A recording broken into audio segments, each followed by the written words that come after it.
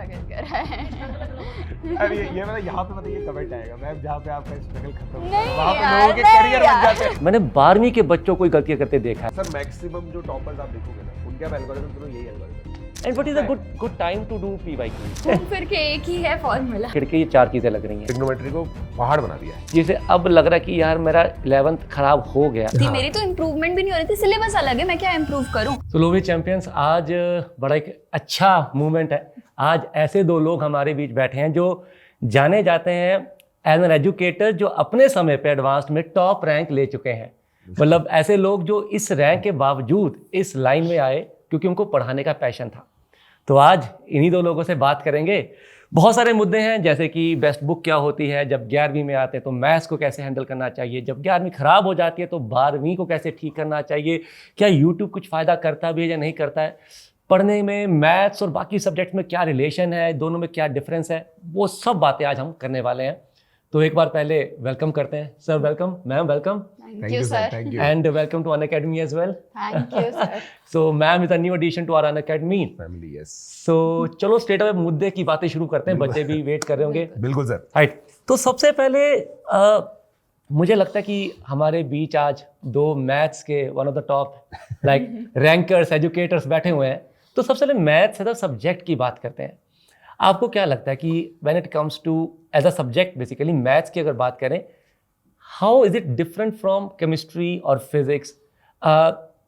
Complete angle से बात करते हैं आराम से कि एज अ सब्जेक्ट, और अगर हमें एक्सेल करना है तो what additional it takes to excel in maths in particular. Like जैसे केमिस्ट्री बहुत अलग सा हो जाता है, मैथ्स बिल्कुल अलग हो जाता है, तो पढ़ने में क्या फ़र्क रहता है? आप दोनों ने अपने समय में बहुत अच्छे रैंक लिए हुए, तो आप ही से जान के मज़ा आएगा। सो मैम आप बताइए। मैथ्स, मेरे हिसाब से मैथ्स ऐसा होता है जिसमें तुम्हें दिमाग 100% खोल के चलना होता है। Okay. तुम ये नहीं कर सकते हो कि हाँ ये थ्योरी बस है, मैं ऐसे कर लूंगा तो मेरा हो जाएगा। ऐसे नहीं चलेगा मैथ्स में। मैथ्स ऐसा है कि जितना तुम अपने ब्रेन को यूटिलाइज करोगे, जितना अलग अलग एंगल से सोचोगे, उतना कर पाओगे। क्योंकि जेईई ऐसा पेपर बनाता ही नहीं है कि तुम्हें पता है कि किस तरीके से चलना है। तो जब अगर तुम पेपर भी, जब पढ़ाई भी ऐसे तैयारी कर रहे हो कि बस हाँ हम करते जा रहे हैं, हमारे क्वेश्चंस हो रहे हैं, हम सॉल्यूशन पढ़ रहे हैं तो निकल जाएगा, वो नहीं होता है। फिजिक्स केमिस्ट्री में एक थ्योरी है, हाँ ऑफ कोर्स दिमाग तो पूरे टाइम खुला रहेगा लेकिन फिजिक्स केमिस्ट्री में है कि मैं हाँ, सोच ही theory रहा है। था अगर मोहित सर यहाँ बैठे होते ना मैम क्या नहीं, क्यों वही तो। भाई नहीं। चाहिए पर ऐसा है कि मतलब तुम थ्योरी पढ़ रहे हो तो तुम्हें पता है कि वो थ्योरी डायरेक्टली लगेगी। मैथ्स में तुम्हें क्वेश्चन में दिखेगा नहीं कि क्या लग रहा है, तुम्हें सब कुछ माइंड में 100% रन करते रहना है, कुछ भी किसी भी एंगल से अप्रोच हो सकता है। वो आई थिंक उसको वो प्रिपरेशन में भी वही इनकॉर्पोरेट करना पड़ता है। बिल्कुल। मतलब सर मेरा इसमें जो है ना, मेरे हिसाब से मैथमेटिक्स जैसे 10 साल मुझे हो गए पढ़ाते हुए, mathematics is king of science. आप तो प्राउडली नहीं कहते मतलब हो। मैं इसलिए बोलता हूँ ये चीज, जब हम लोग जैसे आईआईटी में थे ना, तो हमारे क्या सोशियोलॉजी टाइप के कोर्सेज भी होते थे। तो वहां पे एक फिलोसोफर है कॉम्टे, उन्होंने हायरार्की ऑफ साइंस करके एक फिलोसफी मतलब इन्होंने दी है कि एक थियरी है हायरार्की ऑफ साइंस में, वो सबसे बेस रखते थे मैथमेटिक्स को। Mathematics is the most basic science, it is most abstract, it has every generalisation, और कोई भी इसमें पर्टिकुलराइजेशन नहीं है। पर्टिकुलराइजेशन मतलब कि भाई कोई पर्टिकुलर चीज इस तरह से पढ़नी है, कोई चीज इस तरह से पढ़नी है, सब कुछ जनरल है। और आप देखोगे ना सर, जैसे आप सोशियोलॉजी करो, सोशियोलॉजी के अंदर एक पेपर मैथ्स का आता है, ज्योग्राफी करो एक पेपर मैथ्स का आता है, आप किसी भी फील्ड में बीए करो इंडिया के अंदर या फिर कहीं भी, yes, mathematics is integral part of it. Even मैंने फिलोसफी पढ़ा, फिलोसफी में भी मैथ्स का बहुत यूज होता है। करेक्ट। और सर आप देखो ना, जब बच्चा अपन जिन बच्चों को पढ़ाते हैं उन्होंने स्कूल में क्या लिया होता है, साइंस मैथ्स ही तो अलग है तो मैथमेटिक्स का सर जलवा तो है। मुझे लग रहा है आज का ये डिस्कशन में बहुत ज्यादा मैथ्स बायस्ड होने वाला है। तीनों एजुकेटर्स मैथ्स के ही बैठे हुए मैथ्स का हैं। प्यार लेकर बैठे हैं। वही तो सर है, मतलब मैथ्स के बिना तो कहीं कुछ नहीं कर ये सकते हो तुम। सर जैसे if I am not wrong, आप शायद फिजिक्स में भी अच्छा इंटरेस्ट रखते हैं, फिजिक्स भी आपको आती है, भूले नहीं हो। तो मैथ्स फिजिक्स में अगर हम बात करें, क्या relation? Chemistry I understand, chemistry एक बहुत डिफरेंट काइंड ऑफ सब्जेक्ट हो जाता है ना। इवन मैथ्स फिजिक्स एक कैटेगरी में रखे जा सकते हैं मुझे लगता है, बट केमिस्ट्री बिल्कुल सेपरेट हो जाता है। तो मैथ्स फिजिक्स में आपको क्या लगता है कि आई अंडरस्टैंड आपको कि मैथ्स के बिना फिजिक्स नहीं होगी for sure, but how they are different flavour wise? Sir mathematics जो है ना, मतलब हैविंग सेड दैट कि ये काफ़ी ऐसी चीज़ है जो जनरल है, काफ़ी एब्स्ट्रैक्ट है, बट ये चीज़ है ना, थोड़ी सी इसकी डिसएडवांटेज भी है कि लोग बहुत ज़्यादा इसको रियल लाइफ से अटैच नहीं कर पाते हैं, काफ़ी सारे, मतलब इट टेक्स अ टाइम, है ना भाई। अभी जैसे हम लोग तो क्या स्टॉक मार्केट वगैरह सब करते हैं, तो हमें पता है कि सब जगह मैथमेटिक्स लग रही है, बट जो रियल लाइफ चीज़ें दिख रही है, चीज़ें मूव कर रही है, वो सब क्या फिजिक्स में होता है, राइट। और मेरा पर्सनल ओपिनियन ये है कि फिजिक्स जो है ना, वो मतलब it is the way to see life. I really respect physics. Okay. और मतलब सर वैसे ये चीज एक्चुअली उल्टा है कि मैं फिजिक्स में अच्छा नहीं था। ओके, अच्छा। Oh, I was good in maths and chemistry. तो जैसे मैंने ये रेयर कॉम्बिनेशन सुना है मैंने। ओलंपियाड में भी जो मेरा मेडल आया था वो केमिस्ट्री में आया था, फिजिक्स में नहीं आया था। ओह, सही। तो मतलब मेरी मैथ्स और केमिस्ट्री बहुत अच्छी थी। फिजिक्स मेरे को समहाउ विजुअलाइज नहीं होती, मतलब मेरे को पर्सनली ऐसा फील होता है कि I am completely left brainy. तो मतलब वी कैन से कि आपका एब्स्ट्रैक्ट जो था वो कॉर्नर ज्यादा स्ट्रांग था। हाँ, मतलब मेरे को जैसे सर लोग बताते होते थे ना कि भाई ऐसे आप विजुअलाइज करोगे, ऐसे टॉर्क हो रहा है, तो कुछ नहीं चमकता था। मेरे को कुछ नहीं चमकता था, सही बता रहा हूँ मैं। फिजिक्स में चाहिए, फिजिक्स में विजुअलाइज करना पड़ता है उसके बिना। मतलब मैंने जितनी भी सर फिजिक्स की, जितने भी मेरे नंबर आए, ठीक ठाक तो आ गए थे फिर भी, क्योंकि रैंक तो आई है इवेंचुअली, बट वो केवल और केवल मैथमेटिक्स के दम पे है। जहां जहां मैथमेटिक्स लग सकती थी लगा दिया, वहां लगा दी, वहां पूरे नंबर आ गए, बाकी सब जीरो। तो अब थोड़ा थोड़ा आते हैं बच्चों के काम। ये तो हमने अपने मजे के लिए बात कर ली, थोड़ा बच्चों के लिए आते हैं। मेन मुद्दा आता है पढ़ने के तरीके पे, राइट। बच्चा जब 10th से 11th में आता है, चाहे 11th से 12th में जाए, it's about how you should actually study that subject. Okay, may be आपका व्यू हो सकता है सर देखो पढ़ाई तो पढ़ाई है, करनी पड़ेगी, राइट। मतलब वो घिसते रहो, उसका कोई सब्स्टिट्यूट नहीं है। तो certainly that is a common thing, बेटा पढ़ना पड़ता ही है। बट अगर मैथ्स की इन पर्टिकुलर बात करें तो would you really like to suggest something कि यार अगर मैथ्स को पढ़ना है ना तो इस तरीके से पढ़ो, this is the way to go ahead in maths. But sir मेरे को एक प्रॉब्लम है इसके अंदर, आप अपने आंसर भी बताओ। हाँ नहीं, मैं अपनी बता रहा हूँ। नहीं, आप मेरे पिछले दो में आपने अपने आंसर नहीं बताया, फॉर श्योर आपको अपने आंसर नहीं बताया। इस क्वेश्चन में आपके बाद में पक्का जवाब दूंगा, फॉर श्योर। बिल्कुल, मैम बताइए आप। मैथ्स का ना देखो सबसे जरूरी तो एलिमेंट है ही है प्रैक्टिस। थ्योरी हो जाती है बहुत जल्दी खत्म। हम मैथ्स में ज्यादा थ्योरी होती भी नहीं इतनी भाई उसको दिमाग में घुसाना, मतलब रटने की चीज नहीं है मैथ्स।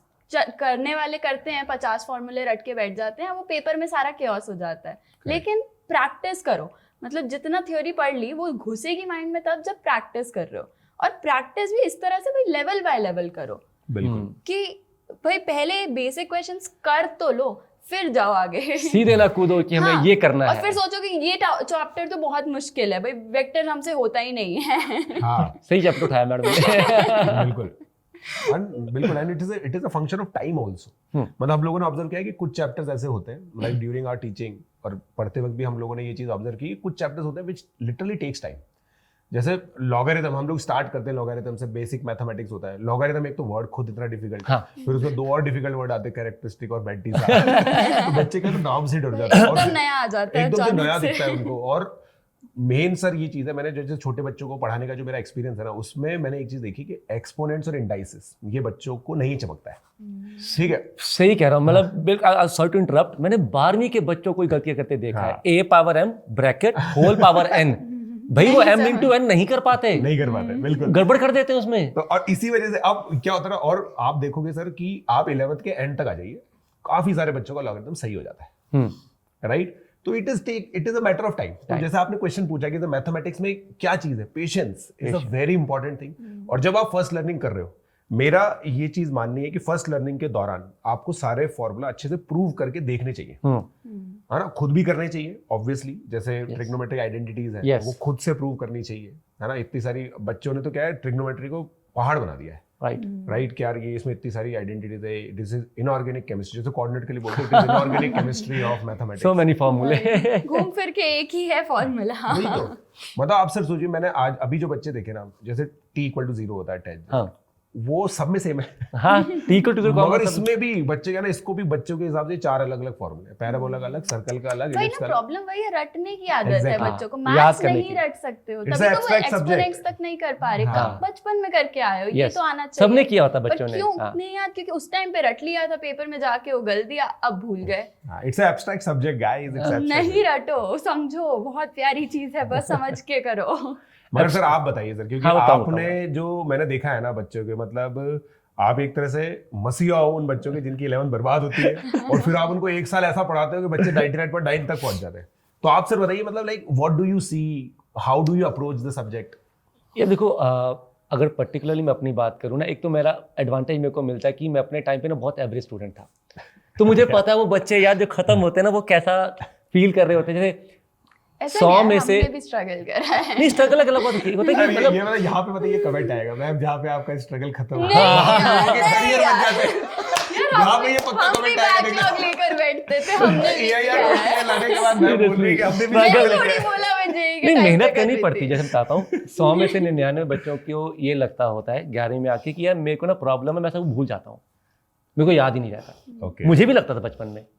मेरे डैड तो डॉक्टर है, मैंने पापा से दवाई मांग ली थी एक दिन, पापा को दवाई तो मैं भूल जाता हूँ। Okay. Right, it's a very common problem and I tell you the reason behind it of course. तो चलो अभी इस क्वेश्चन पे आता हूँ। हाँ। तो इसमें मेरा मानना ये है कि first of all as a student, first of all you need to identify what is your learning procedure.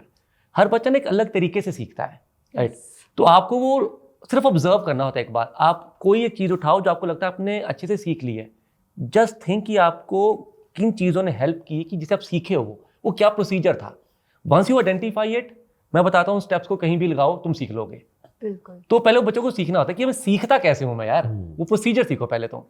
Second जो मैं बात करता हूँ मेन अभी इस सब्जेक्ट में, जब मैंने अपना करियर शुरू किया था ना, तो पहले 1.5-2 साल मैंने बहुत सॉल्विंग की थी, क्योंकि सर्टेनली मेरा मास्टर्स का बैकग्राउंड है, 11th-12th की चीज़ें भूल गई थी, कनेक्शंस भी याद थे कैसे थे।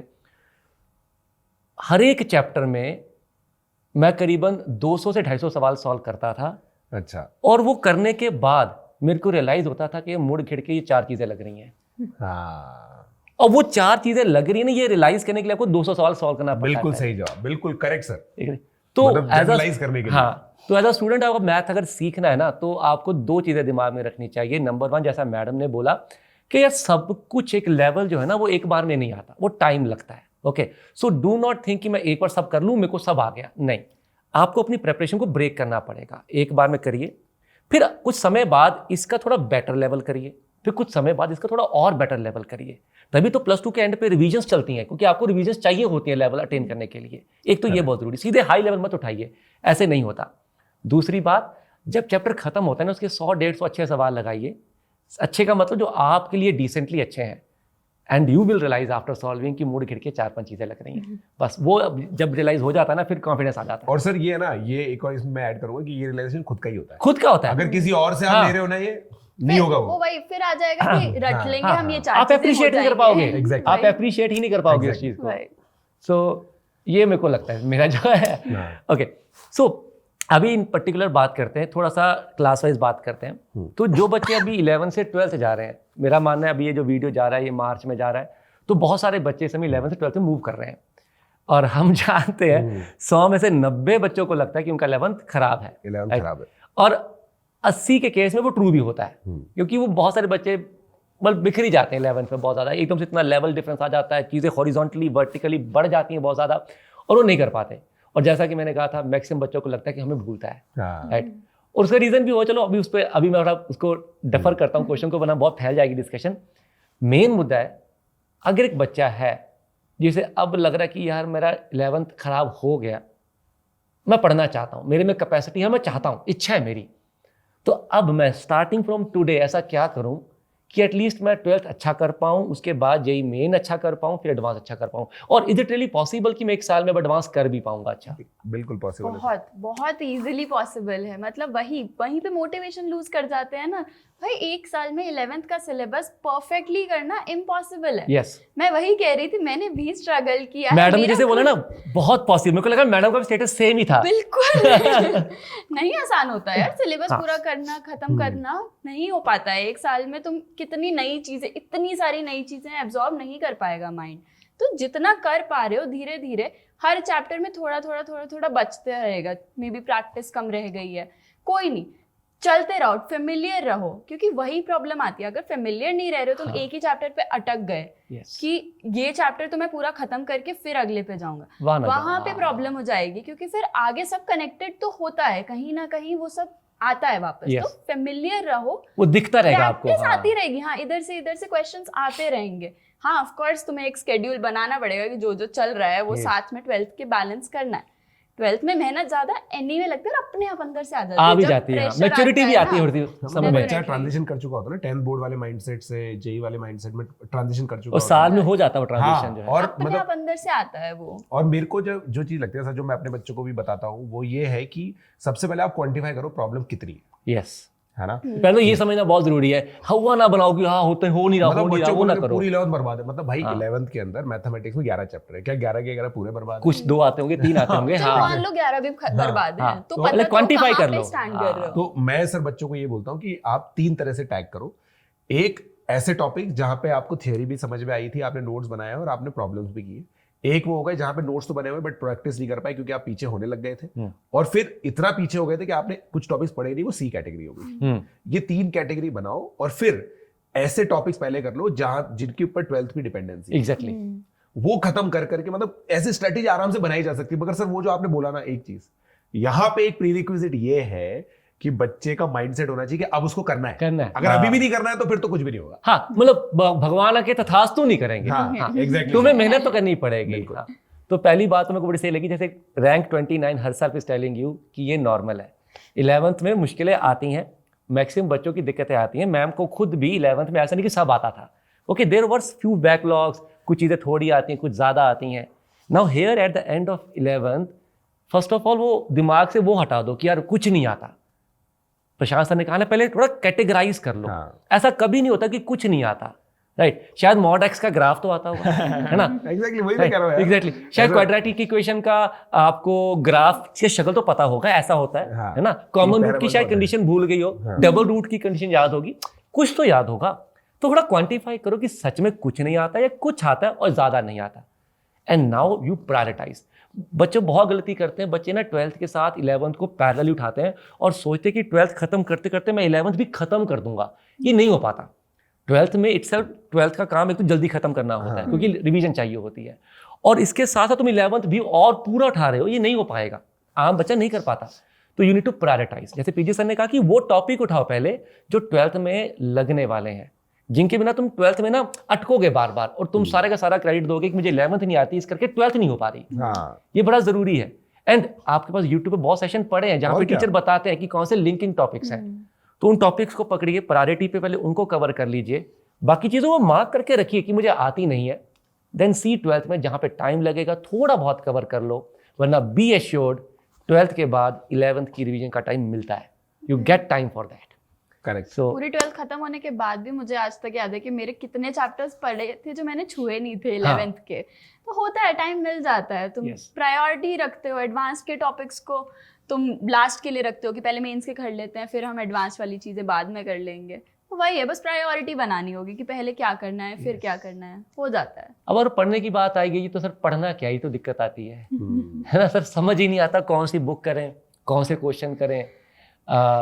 जब साल शुरू हुआ था तब तो जोश में इतनी बुक्स ले ली, अब नाम भी नहीं लूंगा, ये भी ले लो, ये भी ले लो, ये भी ले लो, सारे के सारे कलर गिना देते हैं बच्चे बुक्स के, राइट। तो होती उनमें से कोई भी नहीं है। That was very subtle indication. तो होती कोई नहीं उस वक्त। तो दोनों के पॉइंट से बात करते हैं। एक बच्चा जो 10th से 11th में आ रहा है और एक जो 11th से 12th में जा रहा है। आपके हिसाब से what is the content a student should follow primarily for solving, I will say, क्योंकि कहने के बच्चे कोचिंग ले रहे हैं, कोचिंग भी ले रहे हैं तो यूट्यूब से पढ़ रहे हैं, मतलब कुछ ना कुछ मीडियम उनको पढ़ने का तो है। और आज की डेट में चीज़ें अफोर्डेबल हैं, राइट। मतलब अनअकैडमी में इटसेल्फ आपको पूरे साल का जो है 4500 में कोर्स मिल जाता है। कोर्स का पूरी सब्सक्रिप्शन मिल जाती है। एक सब्सक्रिप्शन के अंदर आप जो मर्जी बैच ज्वाइन कर सकते हो। तो मुझे नहीं लगता कि आज की डेट में quality with affordability is an issue. ये इशू जरूर होता है कि आपको ये समझ नहीं आ रहा कि मैं अब एक्स्ट्रा क्या करूं, मेरे को आगे बढ़ना है। तो अगर बच्चा 10th से 11th में जा रहा है या 11th से 12th में जा रहा है, what do you suggest content wise बच्चे को क्या सॉल्व करना चाहिए? मैथ्स की बात करते हैं।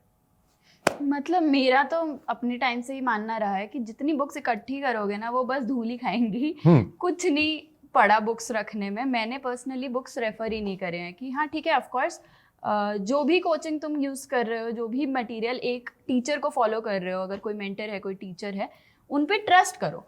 ऐसे नहीं 10 टीचर की बात सुन रहे हो, 10 में कन्फ्यूजन हो रही है, एक की भी नहीं बात चल रही है। तो जिसकी ट्रस्ट कर रहे हो उसकी चलो, उनके क्वेश्चन बैंक होते हैं, उनके मटेरियल होते हैं, उनका पढ़ाए नोट्स होते हैं, उनको फॉलो करो और अपने फिर प्रैक्टिस करते रहो। प्रैक्टिस की कोई लिमिट नहीं है। ये तो है, वो तो एंडलेस है। अबंडेंटली अवेलेबल है रिसोर्सेज, वहीं पे कंफ्यूजन आती है, लेकिन कुछ भी उठा के करते जाओ ना, मतलब इंपॉर्टेंट इसकी स्टार्ट करो और करो, सिर्फ सोचो मत। बिल्कुल, यही पे सर मैं जो ऐड करना चाहता हूँ ना पॉइंट, खासकर जो बच्चा 10th से 11th में है उसके पास तो पूरा टाइम है ना। तो अगर आप एक मेंटर स्टडीज में, जैसे आप अनअकैडमी का सब्सक्रिप्शन लेते हो, अनअकैडमी में पढ़ते हो, तो जैसे हमारे साथ जो निम्बस बैच है, हम लोग उसके अंदर क्या करते हैं, मैथमेटिक्स के अंदर स्टार्टिंग के जो चैप्टर्स होंगे ना उसमें प्री लैब को करवाते हैं। अब ये किताब है मगर हम प्री लैब को पूरी नहीं करवाएंगे। हम जो भी किताब रेफर करेंगे ना उसका एक स्टार्ट पॉइंट होगा और एंड पॉइंट होगा। हाँ। कि भाई ये 4 एक्सरसाइजेस जो करनी है, फिर उसके बाद जब ट्रिग्नोमेट्री पढ़ाएंगे तो एसएल लोनी की ये 4 एक्सरसाइजेस करनी है। जब कैलकुलस पढ़ाते हैं 12वीं के बच्चे को तो बोलते हैं कि जीएन बर्मन में से ये सवाल करने हैं। Everything that we refer has a start point and end point. भाई पूरी बुक नहीं बोलेगा कभी भी नहीं बोलेंगे। और सर आप खुद सोच के देखो ना कि जैसे फिजिक्स के अंदर रेक्टिलिनियर मोशन है, अब रेक्टिलिनियर मोशन को कितना मास्टर कर लोगे यार? एग्जैक्टली, करते ही रहो आप ऐसे तो मतलब इट हैज नो एंड। बिल्कुल बात है। तो अब क्या है, कुछ चीजें में हम लोग इसलिए करवाते हैं, जैसे लॉगरिथम पहली नई चीज है, फैमिलियरिटी के लिए बहुत सारे क्वेश्चन एक जैसे देखने जरूरी होते हैं। सिमिलरली एसएल लोनी के अंदर फैमिलियरिटी के लिए बहुत सारे क्वेश्चन, इंटीग्रेशन के अंदर फैमिलियरिटी के लिए बहुत सारे क्वेश्चन करने जरूरी है। तो everything has a science behind it. तो अगर जो बच्चा 10वीं से 11वीं पे आ रहा है और वो अगर मेंटर्ड स्टडीज में है ना, तब तो ये प्रॉब्लम उसके दिमाग में आएगी ही नहीं, क्योंकि उसके टीचर उसको बताते रहेंगे हर एक जगह पे कि यार आपको इस समय क्या करना है, उस समय क्या करना है, ठीक है। बट ये प्रॉब्लम सर आती है जो बच्चे कुछ ऐसे सिस्टम्स में पढ़े हैं जहां पे इस तरह की मेंटरशिप नहीं दी गई और अब उनकी 11th बर्बाद हो चुकी है। तो अब समझ ही नहीं आ रहा। अब समझ ही नहीं आ रहा। तो यहां पे सर एक तो मैं ये चीज बताना चाहूंगा इस पॉडकास्ट के माध्यम से, पीवाईक्यूज जो है ना सर वो बहुत अंडररेटेड है। ऐसा मेरा मानना है कि they are very very underrated. आप सोच के देखो सर, जैसे एक डेफिनेट इंटीग्रेशन जो चैप्टर है उसमें अगर मैं केवल 2018 से लेकर 2024 के क्वेश्चन देखूं, 150 से ज्यादा क्वेश्चन सर 220 से ही ले लो, ज्यादा 20 से ही ले लो। तो आप बताओ सर, 150 क्वेश्चन तो पीवाईक्यूज है, डेफिनेट इंटीग्रेशन, कुछ और करने की और सारे क्वालिटी है, सब वैरायटी है, सारी क्वालिटी है। ऊपर से तुम्हें फेमिलियर हो जाते हो ना तुम कि और अब नया क्या एक्सपेक्ट कर और लेवल ये आएगा ये पता लग जाता है। और जेई में ये लेवल आता है, ये आएगा भाई, लेबनिट्ज है, रिडक्शन है, किंग्स है, सब कुछ तो है। बिल्कुल सी बात है। क्या वैरायटी चाहिए आपको बताओ, सारी है। सो अपार्ट फ्रॉम बुक, एक पीवाईक्यू इज समथिंग जो आपको कभी भी अंडररेट नहीं करना चाहिए, बहुत अंडररेट करते हैं, प्रायोरिटी रखना चाहिए। And what is a good time to do PYQs? Is it like जब क्लास में टीचर ने पढ़ाया तब करने चाहिए, या जब बच्चा मे बी आफ्टर 2-3 वीक्स उस चैप्टर को रिवाइज कर रहा है तब करने चाहिए, या ड्यूरिंग रिवीजन जब एंड में टाइम आ जाता है पेपर से पहले? आई थिंक कि बीच बीच में करते रहना चाहिए, वो एकदम लास्ट में नहीं सारे लेकर आना चाहिए, क्योंकि एक तो कर भी नहीं पाएंगे, सारे नहीं हो पाएंगे भाई। Chapter wise PYQs of course धीरे धीरे करते रहना चाहिए, उससे क्या चैप्टर फैमिलियर बना रहता है, एक्वेंटेंस बढ़ती रहती है। अब आप सोचो ना सर, जैसे मई में बच्चा क्वाड्रेटिक पढ़ लेगा, है ना, अब नवंबर में भी उसका क्वाड्रेटिक का टेस्ट हो रहा है, तो जब नवंबर में क्वाड्रेटिक का टेस्ट हो रहा है ना, तो आपने नोट्स रिवाइज किए फटाफट से, जो क्वेश्चन उस समय लगाए थे उसमें से जो इंपॉर्टेंट क्वेश्चन मार्क किए वो किए, और नए क्वेश्चंस के लिए पीवाईक्यू कर लो। सही बात है, वेरी सिंपल एल्गोरिथम, ऐसे करके आपके सारे पीवाईक्यूज हो जाएंगे, पता भी नहीं चलेगा। हाँ, जैसे कि कोऑर्डिनेट में 2 डिग्री कर्व शुरू होने हैं, उससे पहले आप एक दिन क्वाड्रेटिक को प्रोवाइड कर दो, खत्म बात, हो जाएगा। Very simple. और ये एल्गोरिथम अगर बच्चे, और सर मैक्सिमम जो टॉपर्स आप देखोगे ना, उनके आप एल्गोरिथम सुनो, यही एल्गोरिथम। इतने सारे टॉपर्स अपन लोग पढ़ाते हैं, पिछले 5 सालों में 13 100% अपन लोगों ने दिए, इन 13 के 13 बच्चों के साथ ये चीज कॉमन है कि पीवाईक्यूज का बैकलॉग था ही नहीं। एंड यही चीज मेरे को बड़ी इंपॉर्टेंट लगी वैसे, और मेरे को लगता है शायद बच्चों के पास रिसोर्स होता है, शायद वो तो यूज नहीं कर पाते, या कुछ है कि actually there is no book which is bad और गुड फॉर अ स्टूडेंट। हर एक बुक किसी पर्पस से लिखी जाती है, और क्या ऑथर ने लिखी है सर, तो मतलब हाँ। और हर एक बच्चा भी एक डिफरेंट पर्सनैलिटी है, मतलब कोई बच्चा बहुत फास्ट है, कोई स्लो है, कोई मीडियम में है, किसी की कोई स्ट्रेंथ है, किसी की कोई स्ट्रेंथ है। तो एक सिंगल बुक सबकी नीड पूरी कर जाए ये भी नहीं हो सकता, और सबके लिए कम पड़ जाए ये भी नहीं हो सकता। तो it is about being mentored. Teacher आपको जानता है कि इस समय आपके लिए क्या सॉल्व करना बेटर है, तो वो जो एक मेंटोर है ना, उसकी जरूरत आपको जेई की प्रिपरेशन में लगेगा बेटा। तो प्लीज सी कि आपको कौन सा वो टीचर जिससे आप जुड़ सकते हैं, ट्यूनिंग अच्छी है, एंड देन उन टीचर से आप एक्सपेक्ट करिए कि वो आपको टाइम टाइम पे बताते रहें, इसमें से इतना अभी कर लो, इतने पार्ट को करना जब ये आएगा, so you will be knowing exactly कि अभी कितना करना है। अदरवाइज क्या होता है कि आप बुक्स ले लेते हो, ढेर पड़ा होता है, मिट्टी खा रही होती है उनको, आपको समझ नहीं आता आज ये करूं, ये उठाते हो, नहीं यार ये रह जाएगा, ये रख के ये उठाते हो, फोकस के लिए चाहिए होता हाँ, है एक, पता ही नहीं लगता ना एग्जैक्टली। और बच्चे के अंदर गलती भी नहीं, बच्चा छोटा है भी थोड़ा सा, उसको ये मेच्योरिटी नहीं होती कि आगे भी क्या आने वाला है ना। तो वो तो देखते सब पड़ा है, पर टीचर यहाँ खड़ा है, वो पीछे देख रहा है कि बेटा अभी इतना कर ले, ये बाद में ये आ जाएगा, इतना हो जाएगा, टेंशन ना ले। तो वो मेंटोरशिप वाली बात बहुत ही ज़रूरी है। तो उसके लिए एक अच्छा मेंटोर के टच में ज़रूर लीजिए, और आप चाहो तो आप हमारे भी मेंटोरशिप में आ सकते हो। I will be sharing Telegram groups in the description, जिसके थ्रू आप हमसे डायरेक्टली जुड़ सकते हो। करेक्ट, राइट, तो डिस्क्रिप्शन में मिल जाएंगे आपको। अब आगे बढ़ते हैं यूट्यूब की ओर।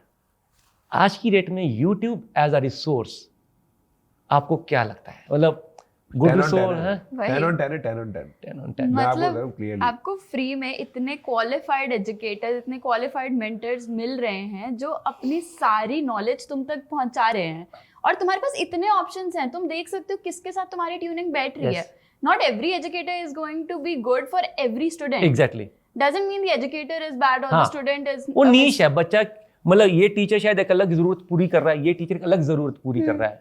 फ्रीक्वेंसी मैच करने वाली बात है, फ्रीक्वेंसी की बात है और सारी सब की तरह सारी। का बच्चा है, सब तरह के एजुकेटर्स है। मतलब जो डाइवर्सिटी सर अभी है ना, मतलब मैं आजकल के जो बच्चे हैं ना, उनके लिए ऐसा फील करता हूँ कि यार they are very very fortunate. मतलब आप देखो किसी भी तरह की नीड हो उनकी, मैथमेटिक्स के अंदर मैं स्पेसिफिकली बोलूंगा, मैथमेटिक्स इज सो एक्सप्लोर्ड।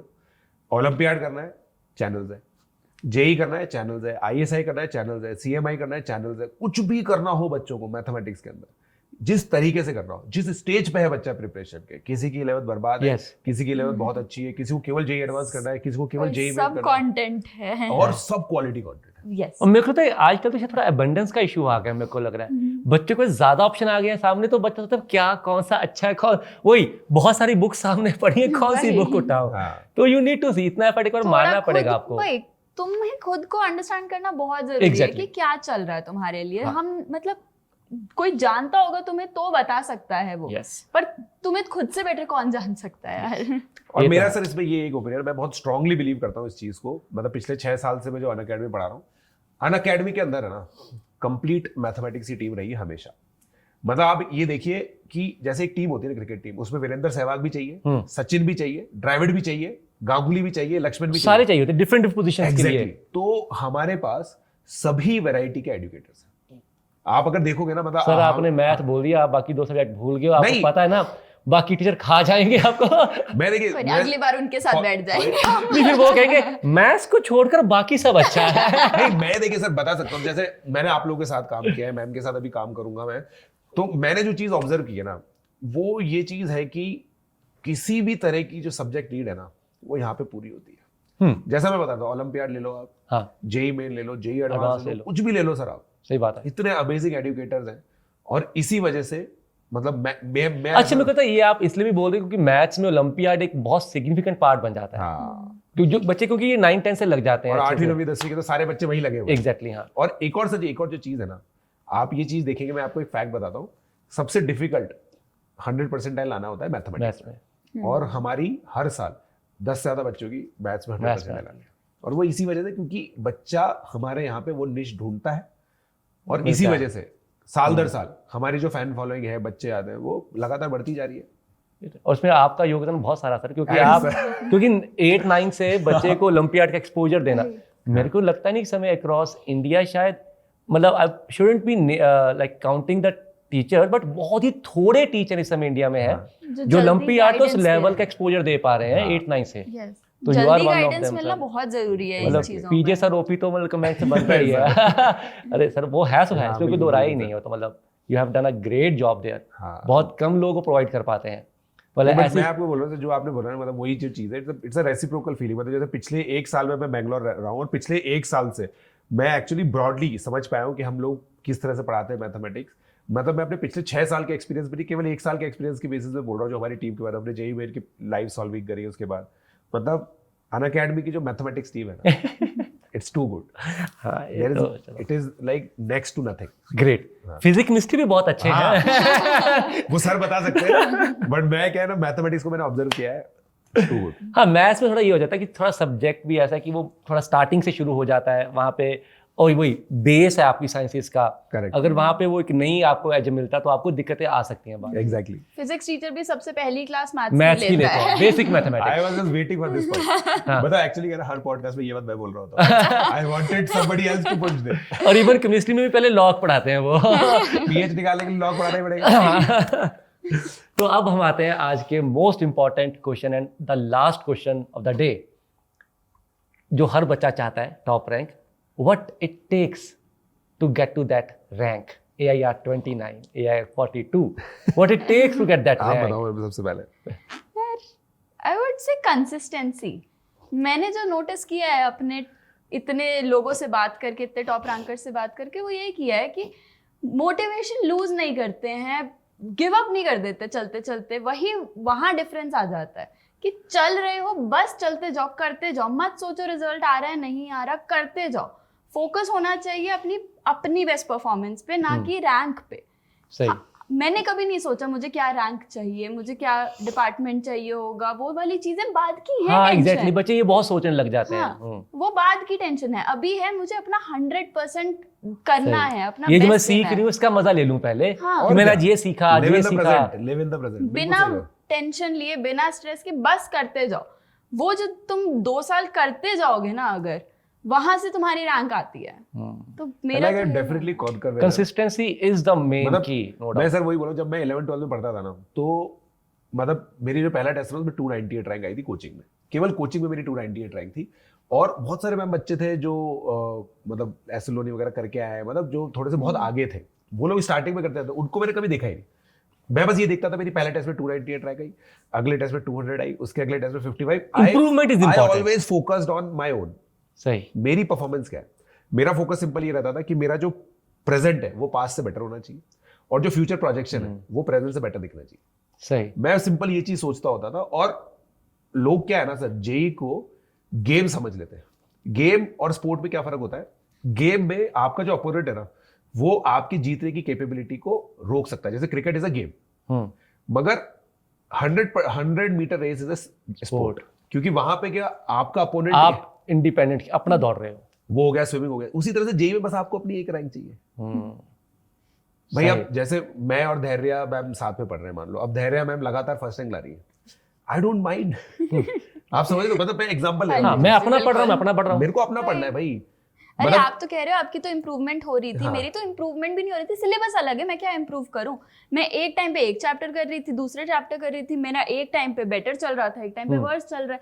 मैं वो थोड़ी सोचूंगी कि उसमें मेरे हाँ। बाकी लोग कहाँ पे बैठे अब हैं। आजकल के बच्चे जो होते हैं ना, वो क्या बोलते हैं कि सर अगर मैं IIT BHU की इलेक्ट्रॉनिक्स हाँ, अरे यार। तो फिर मेरा सर प्लेसमेंट कैसा होगा?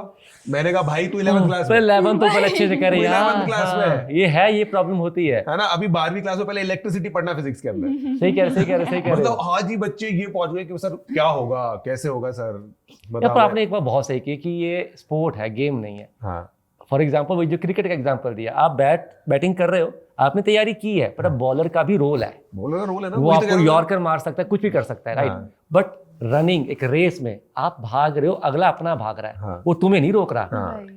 तो तुम्हें अपने भागने पे फोकस करना है।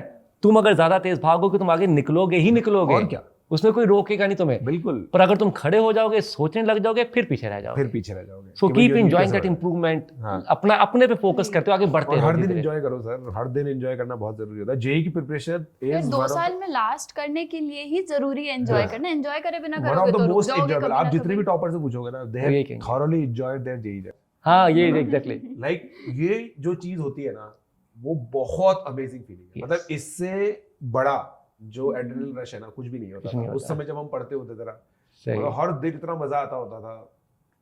But that is- मुझे पता तुम सारे वेट कर रहे हो कि सर कोई तो स्ट्रेटजी कोई तो होगी इसमें, but let me tell you very frankly, अगर ये 2 साल की प्रेपरेशन है, से 24 मंथ्स, 2-3 महीने ज़्यादा, पर 24 बोलें, तो इनमें से 21 मंथ्स तक कोई स्ट्रेटजी नहीं होता, पढ़ना होता है, बस कंसिस्टेंटली पढ़ना होता है। कंसिस्टेंसी करना होता है। आखिर के 2-3 महीने में ज़रूर ऐसा होता है कि कुछ चीज़ें ऐसी होती जो आपके रैंक को एकदम से एक्सपोनेंशियली ऊपर की ओर खींचती हैं। That is something where mentorship will play a critical role, कि अभी आपको इस तरह की तैयारी करनी है, अभी ये उठाना है, ये नहीं उठाना है, अभी इसको एनालाइज करो। वो आखिर के 2-3 महीने में होता है जब आप रैंक पे ना फोकस करते हो कि मुझे रैंक पे यहाँ पे आगे निकलना है। आखिर के 2-3 महीने बस, उससे ज़्यादा नहीं, उससे पहले बिल्कुल। पढ़ने पे फोकस करो। एक रेगुलर मेंटोरशिप रखो कि मुझे सॉल्विंग में क्या क्या करते रहना चाहिए, कितना करते रहना चाहिए, बस उसके आगे कुछ ज़्यादा मत सोचो, कंसिस्टेंसी मेंटेन करो। और सर इसमें एक चीज बस मैं ऐड करना चाहूंगा कि मतलब मैं अपने टाइम से बताता हूँ, जब 12th हमारी ऐड हो रही थी ना सर, तो हमारे सर ने पूछा कि हम लोगों ने आप लोगों को, उन्होंने बताया कि हम लोगों ने आपको 65 चैप्टर्स की 65 शीट्स दिए और 65 क्वेश्चन बैंक्स दिए। ये 130 मटेरियल किसके पूरे पूरे एंड टू एंड कवर है। और सर पूरी जो हमारी क्लास थी ना, मतलब पूरी कोचिंग में तो 6000 बच्चे थे 12th क्लास के अंदर, मगर हमारी क्लास के अंदर जो टॉप बैच था 120 बच्चे थे, केवल 4 लोगों का हाथ खड़ा था और चारों की टॉप 100 में रैंक आई, चारों की। तो इट्स नॉट अबाउट इजी है, टफ है, या ये तो छोटी चीज है, but it is game of करना है, आपको रोज और करना सर, है। एक हफ्ता एनर्जी डालना बहुत इजी होता है, हाँ। 1 महीना मुश्किल है, 6 महीना और भी मुश्किल है, मगर 2 साल और वो तभी डाल पाओगे अगर उसमें मजा आ रहा है। एग्जैक्टली, मजा नहीं आ रहा, तुम 1 महीने बाद छोड़ोगे ही छोड़ोगे, पक्का छोड़ोगे। तो तुम्हें मजा लेना पड़ेगा, उसमें ड्राइव करना पड़ेगा बिल्कुल मजा। सर, बिल्कुल। So that is all for the day. I hope you learned a lot from these two great अरे educators सर यार, आप ये तो and मजे में top बता रहे rank हैं। educators जिनका जिनका हमारी सर पीछे के टॉप रैंक प्रोड्यूसिंग एजुकेटर्स, ठीक है। So with that, it's time to say goodbye. God bless you. Love you all. खुश रहो।